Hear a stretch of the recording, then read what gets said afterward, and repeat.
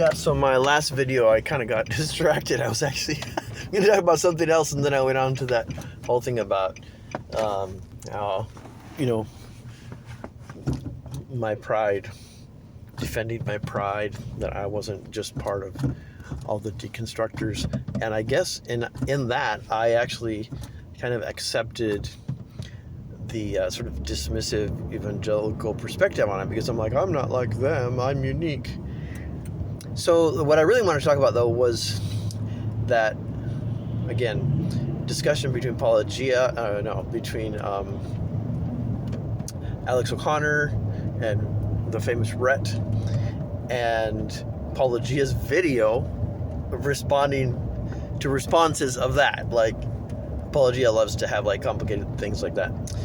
And he found like 12 responses by Christian apologists to the discussion between Rhett and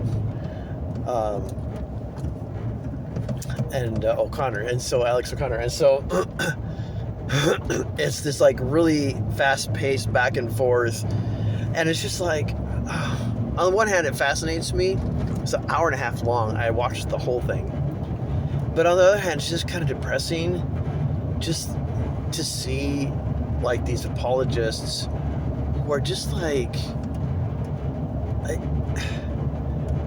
the case isn't there for it, and it's just so discouraging to see people who will just never change their mind because they all have some like twisted rationale that they're never going to get untied from, and the thing is, I'm seeing it perhaps more clearly because I used to be there, though I was never really an apologist. I thought about apologetics, but I wasn't that guy, publicly an apologist. I did a few talks here and there, but I recognize the patterns of thinking, and the primary overwhelming pattern is what doesn't kill me might be okay, something like that. Right? So you present a criticism, and that doesn't exactly deny my beliefs. Like, there could be a way that it might be explainable, and as long as you can say that or think that, you're good, And the thing is, that's cheating, because the fact is, there's probably never going to be a fact that can't be squeezed through that rationale and somehow be made good, right? Like, it doesn't matter what you throw at Christians. If you use that rationale, you're always going to be able to live with it, And like, it's like evolution, now it's like in vogue for most of those guys to be just like, oh yeah, evolution. We believe in evolution. It doesn't affect anything, And I'm like, I think it does. I actually think it does, but I'll save that for another time. But like, the thing that I think needs more consideration is that I feel like modern people are a lot more aware of just how gullible we all are, and how easy it is for people to believe things that aren't true. And I just feel like, man, it's just naive to not apply that to the Bible, to the origins of Christianity, because you can apply it to Mormonism, and evangelicals will definitely get on board with that. They'll talk about how gullible Mormons were, and Joseph Smith, he was a charlatan. And then when it comes to Christianity, it's like, oh no, but anybody involved with Christianity was not a charlatan, of course, and they were not just confused people. They were not people with just kind of a unique set of ideas or whatever. No, they were all very solid, balanced, intellectually valid people. Come on. I mean, it's just stupid. It's like every other ancient religion is different than this one. Look, if it was different, I'd be all about it. the problem is it is not different. It's not different. It's just miracle claims that are made by people that we don't know anything about other than the mere things they said. That's it. We don't know where they came from. Half of them, we don't even know their names, even though, like a significant percentage of the books of the New Testament are not written by the people that we think are written, or that Christians, they have different authors. I'm trying to say, sheesh, I can't talk. This is all, it's just all too silly. It's just all come on, and it's all this exception making. And what I really hate the most is the most intellectual people who peddle these things, their defenses of Christianity, as though with almost an air of moral or intellectual superiority, using big words and using the language of philosophy, while at the same time just swallowing the most just unlikely scenarios, as if that was obviously true. And I think it just suffers from this, that Christianity and belief in God in our culture has like a home team advantage, basically, right? It's because just everybody thinks about God, everybody talks about God, and I know people mean all kinds of different things, but it's just a big old default, and it just has a lot of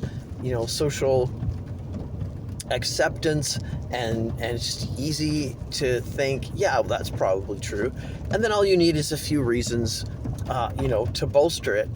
But here's the bigger problem, and I think this is like one of the best sort of short form arguments against Christianity. So here it is. It's this, that Christianity, there is evidence for Christianity. I'm not going to deny that. That gives it some kind of a plausibility, facts you can point to. But here's the problem. Even if all that evidence works, you still don't get the amount of evidence that is required by faith. Let me put it this way. To be a Christian, you have to have a really high level of confidence in the existence of God and in the truth of the Bible. It has to be really high confidence. And the evidence doesn't ever arise to that level, okay? It just doesn't even come close.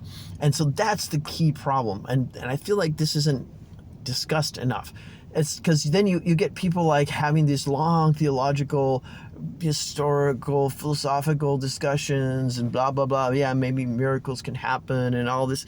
And it's like, okay, yeah, but you just got up to 15% of the kind of evidence that you need in order to support the huge level of conviction that Christians have. I mean, they live their life for this stuff.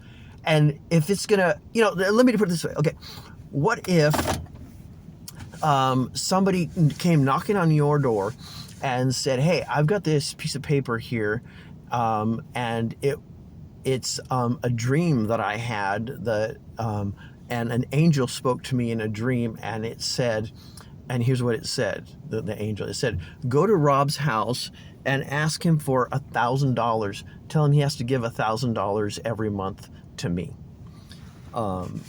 Now you would say, okay, I would just say, get the fuck out of my house, or go away. I'm not going to talk to you anymore. You're an asshole. You're trying to steal my money. But, okay, if you were a person who's prone to believe in supernatural things, you might say, okay, but how do I know that an angel spoke to me and it's not just you wanting the money? And so you would require further evidence from that person. Like you would say, I don't know, do a miracle, or tell me what I had for breakfast yesterday, or I don't know.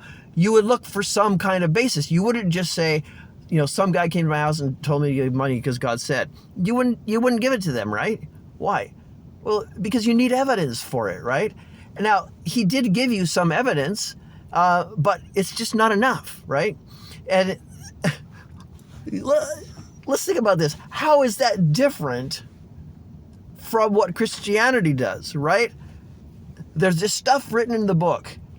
You're supposed to believe it, and believing it involves significant investments of your life into this thing. Like, you're supposed to give money to the church. You're supposed to participate, give of your time, give of your resources,